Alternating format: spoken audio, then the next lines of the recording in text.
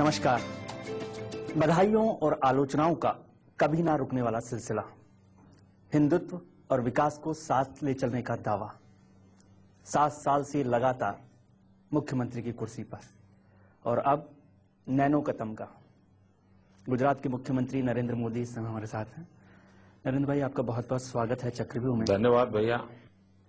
Nano है वो क्या है? उसकी एंट्री कम्युनिज्म की हार है या कम्युनल सरकार के जो आरोप हैं उसको धोने का डिटर्जेंट? एक तो मुझे इसको उसके भूतकाल के साथ जोड़ करके घटनाओं को नहीं देखना चाहिए। मैं इतना जरूर मानता था कि जब दुनिया के अनेक देशों ने रतन टाटा का संपर्क किया और नैनो को उनके देशों में लगाने के लिए निमंत्रित किया, तब मेरे मन में कसक थी कि हिंदुस्तान के बाहर नहीं जाना चाहिए। और इसलिए वो राज्य, वो दल, ये दल, उनकी सोच, मेरी सोच, इन विवादों में हम विकास को न जोड़ें। लेकिन कहते हैं कि दूध का जला छाछ को भी फूक फूक कर पीता है। जो सिंगूर में, जो वेस्ट बंगाल में एक्सपीरियंस हुआ रतन टाटा को, टाटा इंडस्ट्री को, उसके बाद उन्होंने बहुत बार सोचा होगा सब चीजों को लेकर। तो ऐसा क्या मंत्र आपने दिया, ऐसा क्या जादू आपने किया कि वो बंगाल से गुजरात बिल्कुल एक पॉलिटिकल, यदि आप इसको पॉलिटिक्स ना भी कहें तो भी एक पॉलिटिक्स का पूरे डेवलपमेंट। मैं नहीं मानता हूं कि कोई उद्योगकार राजनीतिक दलों की पार्श्वभूमि में अपने इन्वेस्टमेंट का निर्णय करता है, ऐसा मैं नहीं मानता हूं। मेरी तरफ से मैं इतना कहता हूं कि मेरी पूरी सरकार एक टीम स्पिरिट से काम करती है, पूरी सरकार एक टीम लेकर के दौड़ती है और हमारे पसीने की महक अब पहुंच रही है। आपको नहीं लगता ये कम्युनिज्म के लिए झटका है? ये पूरी जो कम्युनिस्ट पॉलिसी है, जो विचारधारा है, उसके लिए एक सवाल है। इसको इसके साथ न जोड़ें। फिर मैं कहता हूं इसको इसके साथ न जोड़ें। लेकिन चीन ने अपने रूप को बदला। चीन नाम मात्र का कम्युनिस्ट कंट्री रहा है। रशिया ने कम्युनिज्म को छोड़ दिया। सारे विश्व में कम्युनिस्ट एक विचारधारा के नाते अब पूरी तरह सैंपल के रूप में रहे हैं। क्या आपको नहीं लगता कि किसी भी बड़े इंडस्ट्रियल हाउस के लिए कोई जमीन देने के लिए या सेज की पॉलिसी को भी लेकर बार बार होती है, तो सरकारों को किसानों के बारे में सोचना चाहिए? Gujarat is a first state जिसने स्पेशल इकोनॉमिक जोन के लिए एक्ट बनाया, सबसे पहले बनाया। पूरे हिंदुस्तान में जितने एसईजेड बने हैं उसकी 50% से ज्यादा भूमि गुजरात के एसईजेड में है। विकास को, इंडस्ट्रियल डेवलपमेंट का जो एक बड़ा रोड़ा जिसे हम कहते हैं वो होता है टेररिज्म। गुजरात उसका बड़ा शिकार रहा है। गुजरात में पिछले 6 साल में अहमदाबाद में पहली घटना घटी और दूसरी मोडासा में घटी, यानी ये, और मुंबई की तुलना में, बेंगलोर की तुलना में, हैदराबाद की तुलना में आप हमेशा चिंता करते रहे आतंकवाद। सुनिए, गुजरात में एक भी ब्लास्ट न हुआ होता, एक भी, तो भी मैं आतंकवाद के खिलाफ आवाज उठाता। लेकिन ऐसा क्यों है कि नरेंद्र मोदी की जो आवाज है, गुजरात के मुख्यमंत्री की आवाज है, वो भारत सरकार की आवाज नहीं बन पाती है? भारत सरकार उस आवाज को क्यों नहीं सुन रही? एक तो भारत सरकार की आवाज बन नहीं सकती है, बननी जैसे वो शरीर भी तो वो चाहिए ना जो इस आवाज को झेल पाए। ऐसे आप किसी भी मामूली शरीर के अंदर कोई और आवाज भर दोगे तो कुछ चलेगा क्या? तो अच्छा ही है कि मेरी आवाज का उपयोग वो न करे।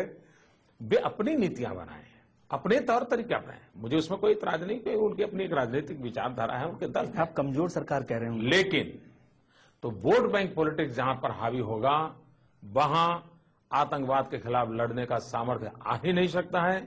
और यह देश का दुर्भाग्य है कि आतंकवादियों को बचाने के लिए एक सरकार की ग्रांट से चलने वाली एक यूनिवर्सिटी ये कहे कि हम आतंकवादियों को लीगल एड के लिए व्यवस्था करेंगे। और दुर्भाग्य देखिए कि देश के एचआरडी मिनिस्टर को यह समझ नहीं आ रही है कि यूनिवर्सिटी का ये बयान इन ए वे दिल्ली सरकार और भारत सरकार के खिलाफ है।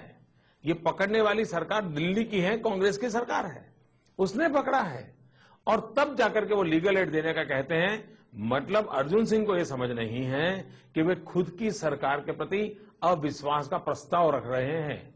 आप कह रहे हैं कि ये जो सरकार है, केंद्र की सरकार है, चाहे उसमें अर्जुन सिंह जी हों या और लोग हों, वो आतंकवादियों को बचा रही है, आतंकवादियों का साथ दे रही है? मैं साफ मानता हूं, कांग्रेस का जमाना देखिए किस प्रकार से उन्हें रूप बदलते बदलते वोट बैंक पॉलिटिक्स के लिए जिसको सुप्रीम कोर्ट ने फांसी दी है, उस आतंकवादी को फांसी पर लटकाने को तैयार नहीं है। गुजरात सरकार जिसने गुजकॉक का कानून बनाया, जो संगठित गुनाहों के खिलाफ एक व्यवस्था है, महाराष्ट्र में वह कानून है, कॉमा फुल स्टॉप के साथ कानून है। महाराष्ट्र में अगर कोई गुनाह होता है तो वो गुनहगारों पर वो कानून लगता है। 50 किलोमीटर दूरी पर मेरे गुजरात के अंदर कोई गुनाह होता है तो मुझे कानून के लिए दिल्ली से बार बार 4 साल से भीख मांगनी पड़ रही है। ये गुजरात के स्वाभिमान पर चोट है।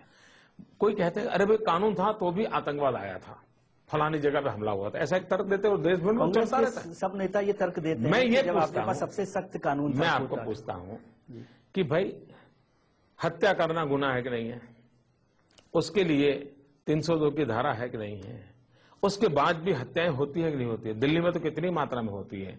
क्या अब हम ये स्टैंड लेंगे कि भाई 303 की धारा हटा दो? आप क्या चाहते हैं, सख्त कानून चाहते हैं या सख्त मंत्री चाहते हैं? सख्त मैं समझता हूं आप ये मामला एक मंत्री पर मत ले जाइए। एक यूपीए और कांग्रेस सरकार को बचाने का ये तौर तरीका है। अगर एक मंत्री पे मामला ले जाते हैं, it requires a national will, it requires a political will, it requires a responsible governance. This is what required. ये न मंत्री का मुद्दा है। तीनों केंद्र सरकार के पास नहीं है? वो तो देश अनुभव कर रहा है, मुझे कहने की क्या जरूरत है? क्या आप समझते हैं प्रधानमंत्री कमजोर प्रधानमंत्री है? मुझे शब्दों में कहने की क्या जरूरत है? देश अनुभव कर रहा है। कि गृह मंत्री कमजोर गृह मंत्री है? मैं एक व्यक्ति पर उंगली क्यों उठाऊं? ये पूरी सरकार ने देश की हालत कर दी है। तो पॉलिटिकल विल का मतलब हुआ कि हमें सख्त सरकार चाहिए, सख्त कानून की जरूरत नहीं है। सख्त कानून से आतंकवाद के खिलाफ लड़ने के लिए सॉफ्ट स्टेट नहीं चल सकता है। आतंकवाद के खिलाफ लड़ने के लिए soft state talking about will, political will. तो फिर कानून के लिए हम क्यों झगड़ा कर रहे हैं? व्यवस्था तो चाहिए। मान लीजिए पॉलिटिकल विल भी होगा, लेकिन अगर कानूनी व्यवस्था नहीं है तो आप क्या करोगे? आप में दम है कि आप 200 की स्पीड से कार चला करके मुंबई जा सकते हो, लेकिन रास्ता ही नहीं होगा, कार ही नहीं होगी, तो आपका मन वहीं रहेगा। लेकिन वो तो कहते हैं कि आपके पास पॉलिटिकल विल भी थी, आपकी सरकार में मजबूत लोग थे, मजबूत गृह मंत्री थे, मजबूत विल वाले लोग थे और मजबूत कानून भी था पोटा का। उस समय भी आतंकवादी घटना हुई। ये कांग्रेस का तर्क है। आतंकवाद के खिलाफ लड़ने के लिए मैंने पहले बताया, आतंकवाद के आज वो सबसे बड़ी आतंकवादी घटना अगर पोटा कानून न होता तो पार्लियामेंट पर हमलेवार को फांसी नहीं होती। और अगर पोटा का कानून है या कोई और कानून कठोर बनाएंगे तो उसका सबसे बड़ा फायदा ये है कि जो अच्छे परिवार के बच्चे हैं, जिनकी इस तरफ लुढ़कने की संभावना है, उनको आप बचा सकते हैं।